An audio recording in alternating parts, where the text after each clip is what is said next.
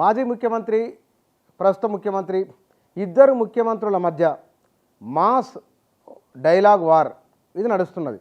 2 రోజుల కింద కేసీఆర్ మాట్లాడుతూ 20 మంది ఎమ్మెల్యేలు టచ్లో ఉన్నారని, వారు ఈ మధ్య మాట్లాడిన మరో మాట అప్పుడప్పుడు లిల్లిపుట్లు వాళ్ళకు కూడా అధికారం వస్తూ ఉంటుందని, ఇవి వారు మాట్లాడిన మాటలు. వాటికి కౌంటర్గా రేవంత్ రెడ్డి మాట్లాడిన మాటలు, టచ్ చేసి చూడు, హైటెన్షన్ వైరులా ఎమ్మెల్యేల కాపలా ఉన్నా కాంగ్రెస్ను ముట్టుకుంటే మాడి మెస్ అయిపోతావు, ముందు నీ దొడ్లో ఎందరుంటారో చూసుకో, చిటికే కాదు మిద్దెకి డప్పు కొట్టినా ఏం చేయలేరు. ఇవి వారు మాట్లాడిన మాటలు. ఇంకా చాలా విషయాలు ఇందులో ఉన్నాయి. అందులో ఇక రెగ్యులర్గా కేసీఆర్ను రేవంత్ రెడ్డి మాట్లాడే మాటలు. బహుశా ఈ మధ్యకాలంలో తెలంగాణ ఉద్యమం, ఆ తర్వాత ఈయన పిసిసి అధ్యక్షుడు కావడానికి ముందు, అప్పటి వరకు కేసీఆర్ మాటల ముందు తట్టుకొని నిలబడిన వారు లేరు. ఉమ్మడి రాష్ట్ర రాజకీయాలలో లేరు, తెలంగాణలో కూడా లేరు. అప్పుడు రేవంత్ రెడ్డి మాట్లాడినప్పటికీ ఇంత ప్రయారిటీ అనే మాటలకు లేదు. ఎందుకంటే ఆయన ఒక రాష్ట్ర పార్టీ అధ్యక్షుడు కావడానికి ముందు ఒక ఎంపీగానో ఎమ్మెల్సీగానో ఎమ్మెల్యేగానో ఉన్నాడు తప్ప ఒక రాష్ట్ర స్థాయి నాయకునిగా లేరు. ఆయన ఎప్పుడైతే పిసిసి అధ్యక్షులు అయిన తర్వాత ఆయన మాటలను మీడియా హైలైట్ చేయడము, తర్వాత కేసీఆర్ మాట్లాడిన కౌంటర్గా ఆయన మాట్లాడము, ఇట్లా ఆ ఇద్దరి మధ్య అంటే కేసీఆర్ మాటలకు ధీటుగా జవాబు ఇవ్వగల నాయకుడు ఉన్నారంటే రేవంత్ రెడ్డి ఉన్నారని. వయసు రీత్యా, రాజకీయంగా అనుభవం రీత్యా కేసీఆర్కు సరిపోనప్పటికీ కానీ డైలాగ్ డెలివరీలో స్పాంటనీగా కౌంటర్ ఇవ్వడంలో కేసీఆర్కు రేవంత్ తప్ప మరో మార్గం లేదు అనే భావన ఎన్నికలకు ముందు కలిగేలా చేసింది. అది మీడియాలో వచ్చిన ప్రచారం కావచ్చు, లేదా ఒక రాష్ట్ర పార్టీ అధ్యక్షుడు మాట్లాడు మరో రాష్ట్ర పార్టీ అధ్యక్షుడు మాట్లాడు సహజంగానే ఆ ప్రయారిటీ వచ్చింది. అది రావడం ఒకటి, రెండోది ఆ వచ్చిందని రేవంత్ రెడ్డి నిలుపుకున్నారు. అవతలి వారు ఒకటంటే ఈయన 4 అన్నారు. ఇట్లా అనడం వలన కౌంటర్గా కేసీఆర్ కౌంటర్ ఇవ్వడం ఎవరు అంటే రేవంత్ రెడ్డి అని ఎస్టాబ్లిష్ అయింది. ఎమ్మెల్యేల విషయంలో కూడా ఆయన ముందే అన్నారు, బహుశా ప్రభుత్వం ఏర్పడిన వారం 10 రోజులకు ఒకవేళ ప్రభుత్వాన్ని పడగొట్టాలని చూస్తే నేను మామూలుగా చెప్పులు ఒక అంగి పాయింట్ ఏదో సాదాసీదాగా ఉన్నవాడిని, ఇవి తప్ప నేను పెద్దగా ఆశించింది ఏమీ లేదు, ఒకేసారి పరుగు పందెం పెడితే పరిగెత్తడానికి ఎంతకైనా రెడీ అని ముందే అన్నారు వారు. తోపాటుగా ప్రభుత్వాన్ని పడగొడితే ఏం చేస్తామో కూడా ఆయన ఇంతకుముందు చాలా సీరియస్గా మాట్లాడాను. ఇవాళ కూడా ఎమ్మెల్యే టచ్లో ఉన్నారని అంటే కనుక అది ఏమవుతుందో కూడా మాట్లాడడం. అంటే కేసీఆర్ తన పార్టీ శ్రేణులకు ఒక నమ్మకాన్ని, బలాన్ని కలిగించే ప్రయత్నం చేస్తున్నారు. బీఆర్ఎస్ను వదిలిపెట్టి నాయకులు వెళ్ళిపోతున్నారు.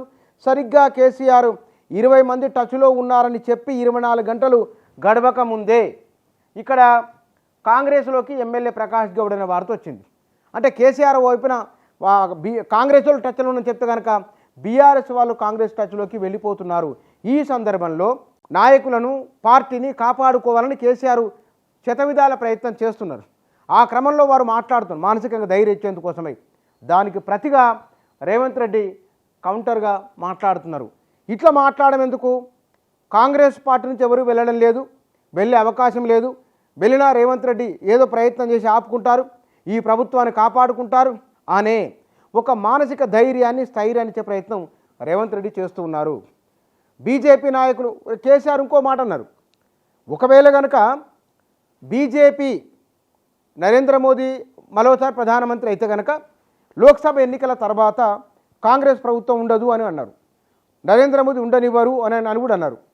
వాటికి కౌంటర్గా రేవంత్ రెడ్డి అటు బీజేపీ వాళ్లకు, ఇటు బీఆర్ఎస్ వాళ్లకు ఇద్దరికి ఏకకాలంలో కౌంటర్ ఇచ్చే ప్రయత్నం చేస్తున్నారు. బహుశా రాష్ట్ర రాజకీయాలలో ఇంత తక్కువ వ్యవధిలో ఒక ప్రభుత్వ ఉనికిపైన, ఒక ప్రభుత్వ మనుగడపైన ఈ స్థాయి చర్చ జరగడం బహుశా ఇదే తొలిసారి. అప్పట్లో 1990 నుంచి 94 వరకు ఆనాడున్న రాజకీయంలో ఎవరు ముఖ్యమంత్రి ఎట్లా ఉంటారో తెలియదు. ఆనాడు అధిష్టానం మార్చిన ముఖ్యమంత్రులు. కానీ ఇవాళ నరేంద్ర మోదీ వైరీ పక్షాలను, విపక్షాల ప్రభుత్వాలను మారుస్తున్నారు, లేదా ప్రభుత్వాన్ని పడగొట్టి మరో ప్రభుత్వాన్ని తెస్తున్నారు అనే ఒక పెద్ద ఎత్తున చర్చ జరుగుతున్న ఈ సందర్భంలో ఒక రాష్ట్ర ప్రభుత్వం దక్షిణాదిన ఈ ప్రభుత్వం ఉండదనే చర్చ ఇవాళ కొత్తగా జరుగుతున్నది. సరే, ఈ మొత్తం పరిణామాలను చూస్తే కనుక ఈ ప్రభుత్వానికి వచ్చిన డోకా ఏమి లేదు. సహజంగానే అధికారం ఉన్న దగ్గరికి ఎమ్మెల్యేలు, నాయకులు వెళ్ళిపోతారు. బీఆర్ఎస్ నుంచి కూడా ఇంకా మరికొంతమంది నాయకులు వస్తామని చెప్తున్నారు. టచ్లో ఉన్నారన్న నెంబర్లో వీళ్ళు 20 నుంచి 30 మంది కాంగ్రెస్ వాళ్ళు చెప్తే టచ్లో ఉన్నారని 20 మంది అని బీఆర్ఎస్ నాయకులు చెప్తున్నారు. ఇట్లా ఎవరికెవరు టచ్లో ఉన్నారనేది అధికారం ఎక్కడ ఉంటే సహజంగానే అటువైపే వెళ్ళిపోతారు. ఇది మనకు కళ్ళ ముందు కనబడుతున్నది. ఇక్కడ ఇరుపక్షాల నాయకులు వారు చేసుకుంటున్న విమర్శలు, వారు చేసుకుంటున్న ఆరోపణలు, ప్రత్యారోపణలు ఇవన్నీ కూడా వైరీ పక్షాలు ఎవరి పక్షాన్ని వారు బలంగా ఉన్నామని చెప్పుకోవడానికి, స్థైర్యాన్ని ధైర్యాన్ని ఇవ్వడానికి. అయితే ఈ డైలాగులన్నీ కూడా ప్రజల్లో కూడా ఒక ఆలోచన కలిగించే అవకాశం లేకపోలేదు. కేసీఆర్ మాట్లాడుతున్నట్టే కౌంటర్గా తమ నాయకుడు కూడా మాట్లాడుతున్నారు అనే భావన కాంగ్రెస్ శ్రేణుల్లో కలిగే విధంగా రేవంత్ రెడ్డి ముందుకెళ్తున్నారు. ఇది వారు ఒక సమస్య రాగానే ఆ సమస్యకు సమాధానంగా వెంటనే ఏదో సభలోనో సమావేశంలోనో రేవంత్ రెడ్డి మాట్లాడుతున్నారు. మాదిగలకు సీట్లు ఇవ్వలేదు, ఎంపీ సీట్లు అన్నప్పుడు ఎక్కువ పదవులు ఇస్తామని, వర్గీకరణ విషయంలో పరిష్కారం ఆయన ఎవరు అడగలేనా? ఆ ప్రచార సభల్లో ప్రధానంగా ఈ ప్రభుత్వం ఏమేమి చేయాలో ఆ విషయాలను ప్రస్తావించుకుంటూ వెళ్ళిపోతున్నారు. ఇక్కడ రైతు రుణమాఫీకి సంబంధించింది, బోనస్కు సంబంధించింది, ఎస్సీ వర్గీకరణ విషయము, మాదిగలకు నామినేట్ పోస్టులు ఇస్తామని చెప్పడము, బీసీలలో ఎక్కువ జనాభా కలిగిన ముదిరాజ్ సామాజిక వర్గానికి మంత్రి పదవి ఇస్తామని చెప్పడము, ఇదంతా కూడా వైరీ పక్షానికి ప్రశ్న లేకుండా చేయడము. వైరీ పక్షము ఏదైనా ఒక సమస్య తీసుకొని రావడానికి ముందే సమాధానం తయారు చేసి ఉంచుకోవడము. ఇది రేవంత్ రెడ్డి అతను యాక్టివ్నెస్కి ఒక ఉదాహరణగా చెప్పవచ్చు. అంటే అతను నిర్ణయాలు తీసుకోవడంలో వేగం ఉన్నది, దాన్ని కౌంటర్ చేయడంలో వేగం ఉన్నది. అందుకే ఓ మాట అన్నారు, నేను జానారెడ్డి లాగా కాదు అని. అసెంబ్లీలో కేసీఆర్ పెద్దలు పూజలు గౌరవనీయులు జానారెడ్డి గారు అంటే కనుక ఆయన మౌనంగా కూర్చునేవారు.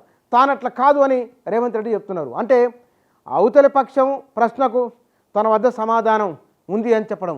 ఓవరాల్గా ఈ మాస్ డైలాగ్ వార్లో ఈ ఇద్దరు నాయకులు మాట్లాడుకున్న దాంట్లో వారి పార్టీని, వారి నాయకులను, కార్యకర్తలను కాపాడుకునే ప్రయత్నంలో భాగంగానే ఈ మాటలు.